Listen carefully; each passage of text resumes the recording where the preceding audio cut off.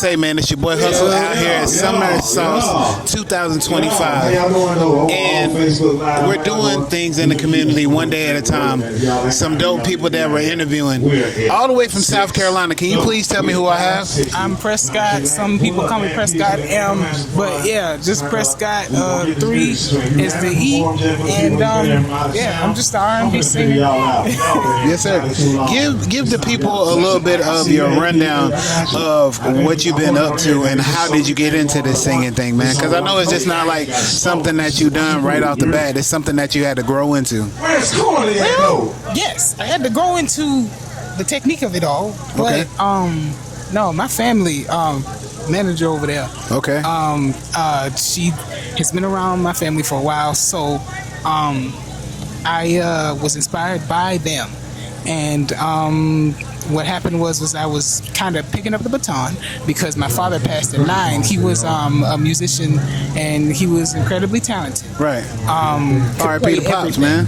Yeah, could play everything, wrote music, and you know what happened was I kind of picked up the baton when he passed. You know what I'm saying, and went for it myself. So yeah, there wasn't really there was no getting into it. It kind of it fell on me, you know. Gotcha. So knowing that Pops, you know what I'm saying, was the engine to everything. You know what I'm saying. Mom was the one that homed in on it. You know what I'm saying. Hey, I'm gonna give you this energy that you need. I just need you to keep it up. You know. So tell me the first song that got you the okay to go ahead and do this R&B thing, man.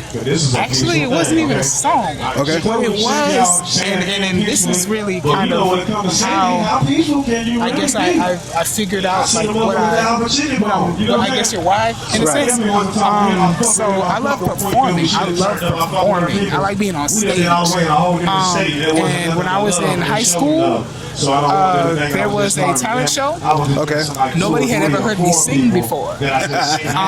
And I was still developing my voice, you know. And at first I sang a little falsetto, but anyway. When I did that, I felt the reaction, you know what I'm saying, to my voice. And I actually had a live band. There were some kids that played instruments at my high school. So they played, and after I felt what that was for the first time, it was over for me.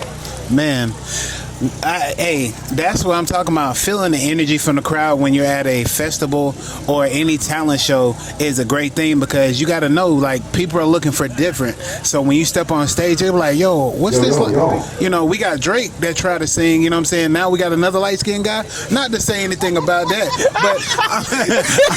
but, you know, I'm just saying. I don't have to take this. I came on his camera. It ain't right. You know, y'all don't see it. His camera dark skin. He dark skin. He gave me the lighter. This is a setup.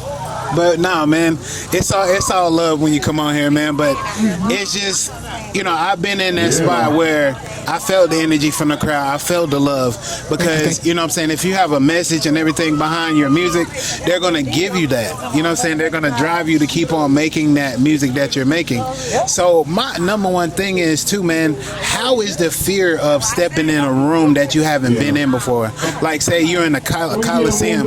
How do you get, you know what I'm saying, in your mode to do your music? You know what I'm saying? When you got to go in front of a crowd. Well, there's a bunch of things, but the main thing I think of is manager over there. The first thing she said to me when I was around that age, I was performing in high school. Right. She just was like, "You are enough," and that phrase has brought me like miles in terms of confidence. You know what I'm saying? There was lack of confidence in other areas, but one thing I knew I could do was sing. Right. So there's that, and then realizing, not to go too off on a rabbit hole, but realizing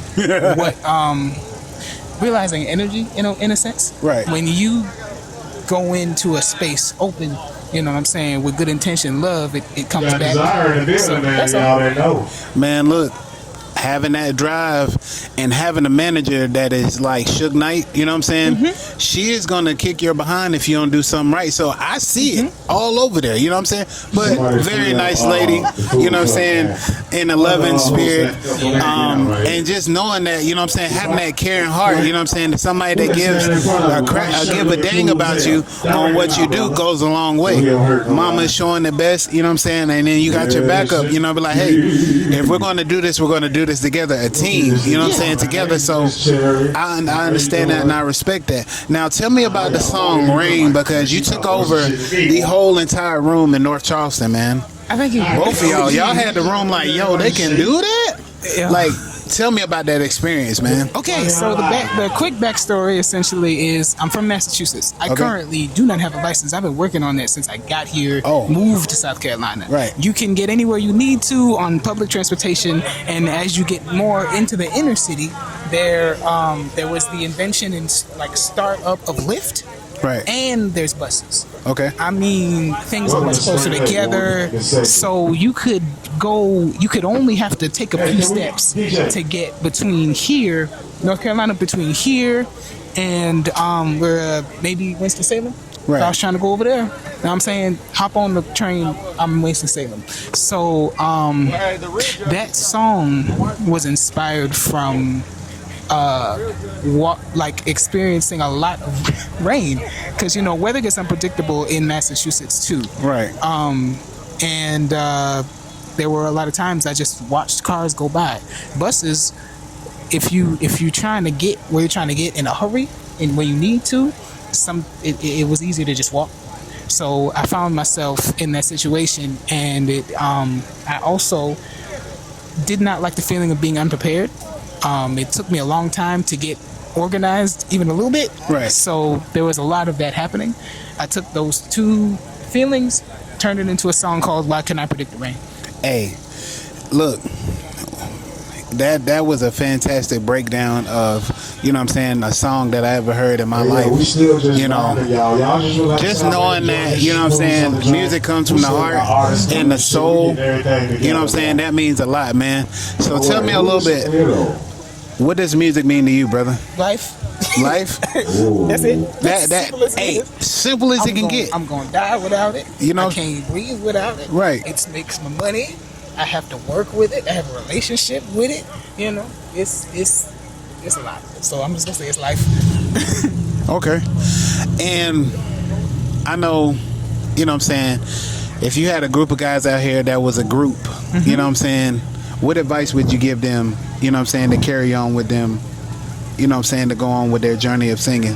I would say have fun. Okay. I would say research, and I don't know if there's one word for it, but basically just keep pushing.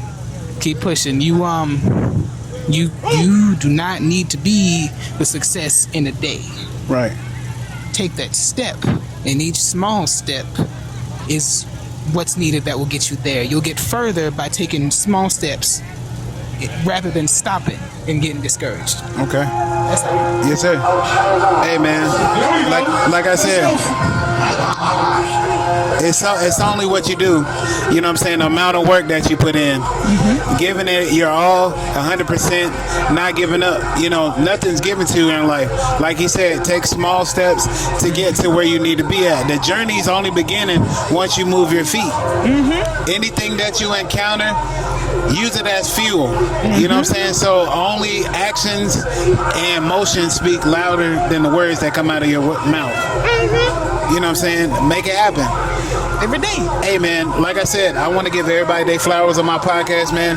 Appreciate it for being a dope individual. Appreciate it for, you know what I'm saying, taking the small steps and showing people that, you know, no matter work that you do, you know what I'm saying, you're going to get to where you're going to get to. Oh, yeah. You know what I'm saying? Keep being you, boss man. You too. Hey. This is unexpected.